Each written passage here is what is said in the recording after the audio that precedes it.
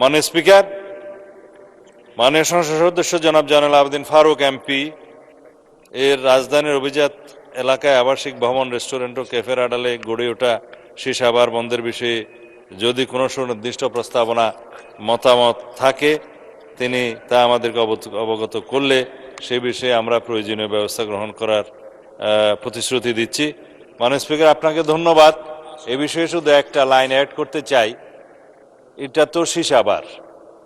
আমরা আমাদের নির্বাচনী ইশতেহার অনুযায়ী, জাতির কাছে প্রদত্ত প্রতিশ্রুতি অনুযায়ী এদেশে জুয়া, অনলাইন জুয়া এবং মাদকের বিরুদ্ধে জিরো টলারেন্স ঘোষণা করেছে।